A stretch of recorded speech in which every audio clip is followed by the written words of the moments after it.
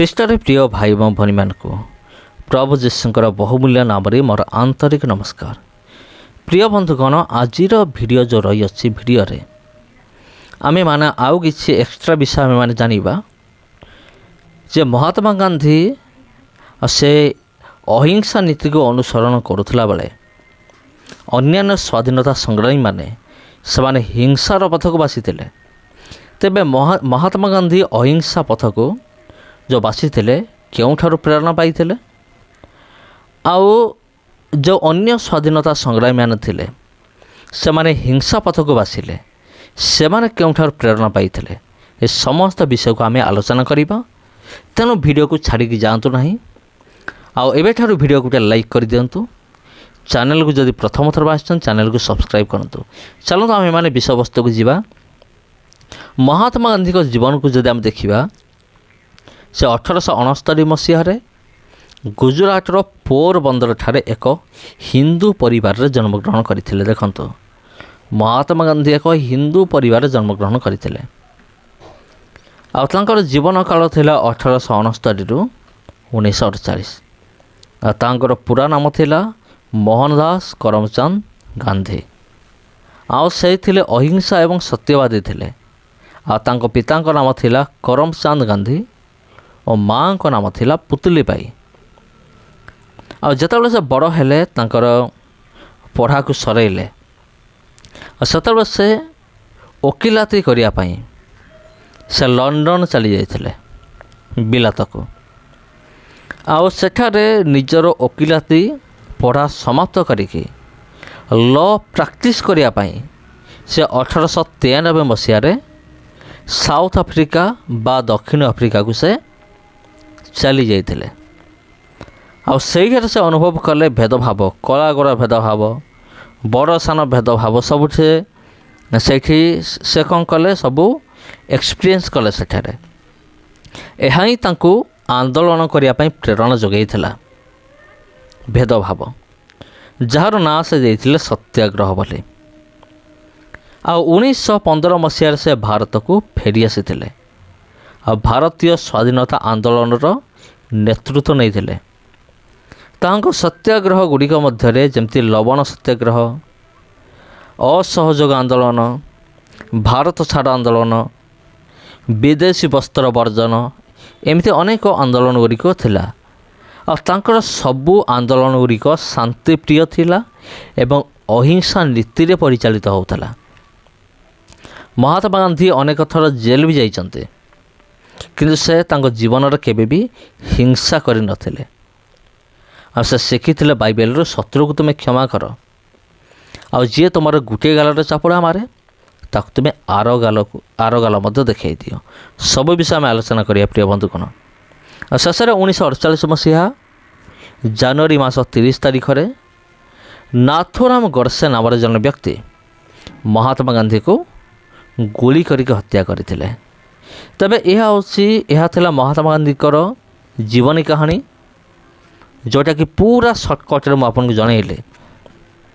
କିନ୍ତୁ ଆପଣ ଜାଣନ୍ତି, ମହାତ୍ମା ଗାନ୍ଧୀ ଆନ୍ଦୋଳନ କରିବା ନିମନ୍ତେ ଅହିଂସା ଭାବରେ, ଅହିଂସା ନୀତିରେ ଆନ୍ଦୋଳନ କରିବା ନିମନ୍ତେ କେଉଁଠାରୁ ପ୍ରେରଣା ପାଇଥିଲେ?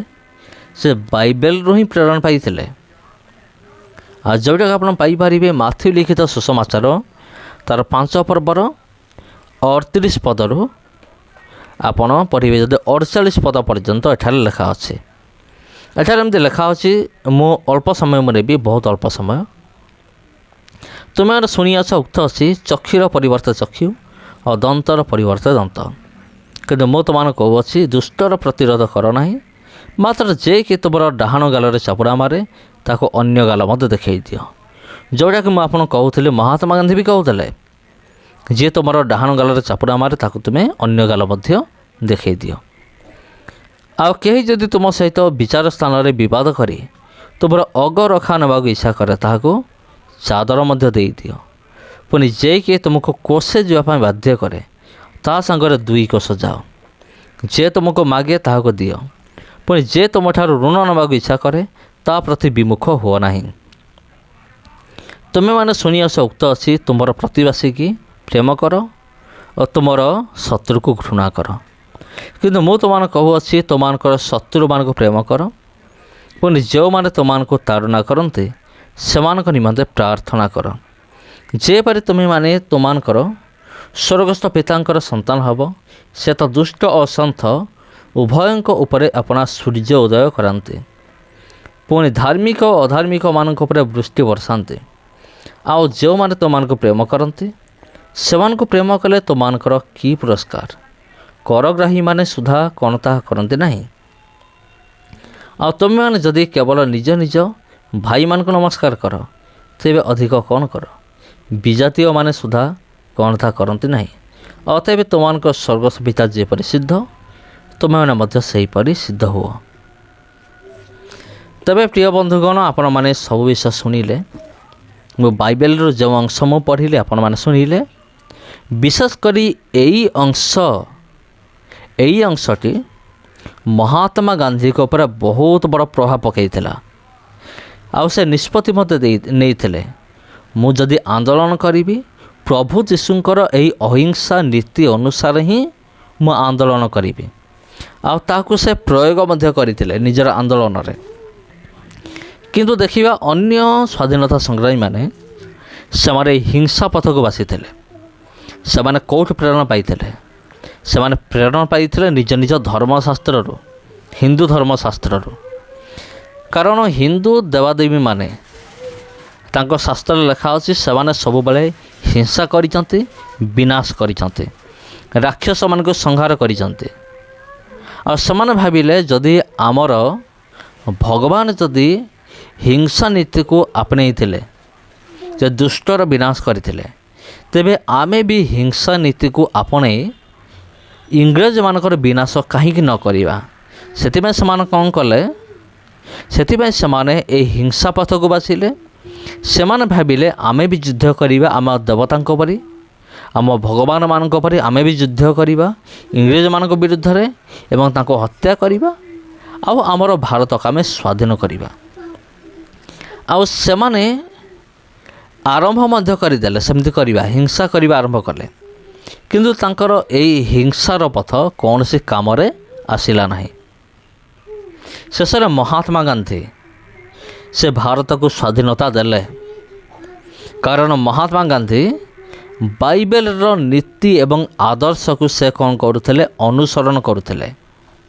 ହଁ ପ୍ରିୟ ବନ୍ଧୁଗଣ, ମହାତ୍ମା ଗାନ୍ଧୀ ଦେଖନ୍ତୁ, ଜଣେ ହିନ୍ଦୁ ହେଇକି, ହିନ୍ଦୁ ପରିବାରର ହେଇକି ମଧ୍ୟ ଯେତେବେଳେ ସେ ଲଣ୍ଡନକୁ ଗଲେ, ସେତେବେଳେ ସେ ବାଇବେଲର ଏହି ଶିକ୍ଷା ଗୁଡ଼ିକ ପ୍ରତି ଅନୁପ୍ରାଣିତ ହେଲେ। ଆଉ ସେଥିପାଇଁ ମହାତ୍ମା ଗାନ୍ଧୀକୁ ଜାତିର ପିତା ବୋଲି କୁହାଯାଏ। ଜାତିର ପିତା ମହାତ୍ମା ଗାନ୍ଧୀ। କାରଣ ଭାରତ ସ୍ୱାଧୀନ ହେବା ପଛରେ ତାଙ୍କର ବହୁତ ବଡ଼ ଯୋଗଦାନ ଥିଲା। ଏବଂ ଭାରତକୁ ସେ ସ୍ୱାଧୀନତା କେମିତି ଦେଇଥିଲେ? ଭାରତକୁ ସେ ସ୍ୱାଧୀନତା ଦେଇଥିଲେ, ଭାରତକୁ ସେ ସ୍ୱାଧୀନତା ଦେଇଥିଲେ ବାଇବେଲ ଅନୁସାରେ। ପ୍ରଭୁ ଯୀଶୁଙ୍କର ଯେଉଁ ବାଣୀ ଥିଲା, ଯେଉଁ ଅଂଶଟି ଆମେମାନେ ପଢ଼ିଲୁ, ମୁଁ ଯେଉଁଟା ପଢ଼ିଲି ଆପଣମାନେ ଶୁଣିଲେ, ଏ ବିଷୟଟି ତାହାଙ୍କ ଜୀବନ ଉପରେ ବହୁତ ପ୍ରଭାବ ପକାଇଥିଲା। ସେଥିପାଇଁ ସେ କ'ଣ ହେଲେ?